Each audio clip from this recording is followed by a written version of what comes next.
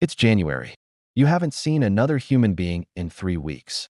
The temperature hasn't risen above zero in 40 days. Outside, 2,000 head of cattle are freezing to death, and there's nothing you can do but watch. This is Montana, 1887, the winter that killed the open range. You wake up to the sound of wind. Not just wind, a roar. Like the earth itself is screaming. You're in a lined shack, a one-room cabin 12 miles from the ranch headquarters. Walls made of rough lumber. A single iron stove. One window covered with a burlap sack because the glass broke 2 weeks ago. The cold has gotten inside. You can see your breath even though the stove has been burning all night. The water bucket is frozen solid. Ice has formed on the inside of the walls. You drag yourself out of the bedroll, 3 wool blankets, and a buffalo hide that smells like death. Your entire body aches. Your fingers are stiff. Your lips are cracked and bleeding. You've been alone out here since November. Your job: ride the range, check on the cattle, keep them from drifting too far south. But that was before the storm started. Now, you're just trying to survive. You feed more wood into the stove. Your supply is running low. You've been burning fence posts for the last week. When those run out, you'll have to start burning furniture. The chair, the table, the door frame, anything to stay warm. You look out through the burlap covering the window. All you can see is white. Endless, suffocating white. The blizzard has been going for 6 days straight. You haven't eaten in 2 days. Not because you're out of food, those supplies are running low. Because you can't bring yourself to eat. Every time you try, you think about the cattle. You stepped outside yesterday, during a brief break in the storm. The wind had died down just enough to see 50 feet in front of you. What you saw will haunt you for the rest of your life. Hundreds of cattle, frozen where they stood. Some had tried to huddle together for warmth and froze into a single mass of ice and hair. Others had their eyes frozen open, staring at nothing. You found a calf pressed against its mother, both dead, covered in a foot of snow. These were your cattle, your boss's herd. 3 years of work. Your entire stake in this territory. You've been promised a share of the profits come spring. Now, there will be no spring profits. There will be nothing. You sit by the stove and try to think. The smart thing to do would be to leave. Pack what you can carry, head south on foot, try to make it to town before you freeze. But town is 30 miles away, through waist-deep snow, in temperatures that can kill you in minutes. And even if you made it, what then? You'd be alive, but you'd also be broke, jobless, and too ashamed to look anyone in the eye. So you stay, not out of courage, out of paralysis, because leaving feels like admitting defeat. And you're not ready to do that yet. The wind picks up again. You can hear it testing the walls of the shack, looking for gaps, trying to get in. The whole structure shakes.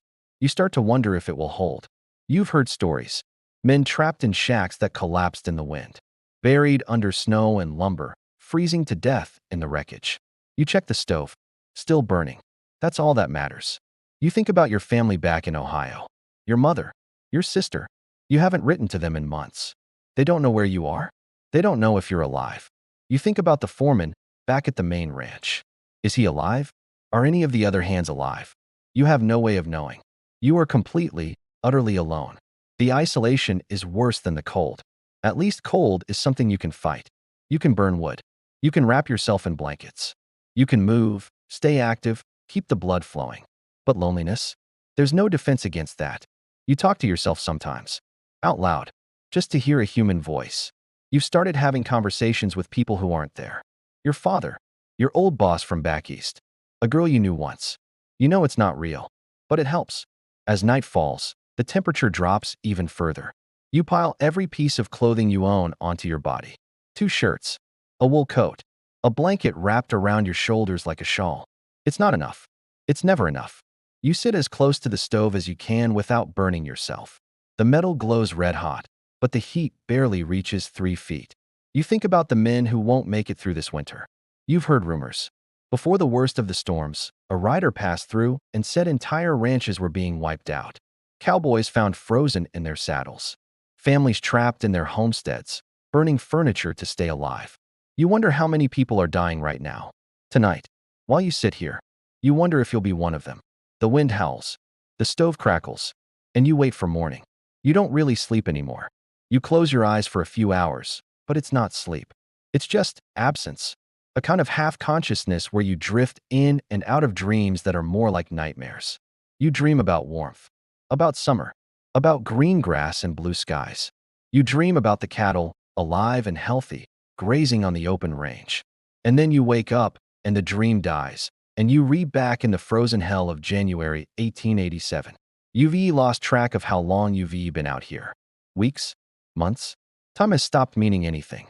All you know is the cold, the wind, the loneliness, and the certainty that everything you worked for is gone. The winter of 1886 to 87 killed an estimated 60% of all cattle on the northern plains. Entire ranching operations collapsed. Fortunes disappeared overnight. Men who had been wealthy in November were destitute by March. Some ranchers never recovered.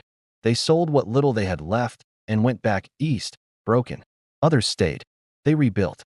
They learned to prepare for winter, to shelter their herds, to never trust the open range again. You survived that winter. Barely.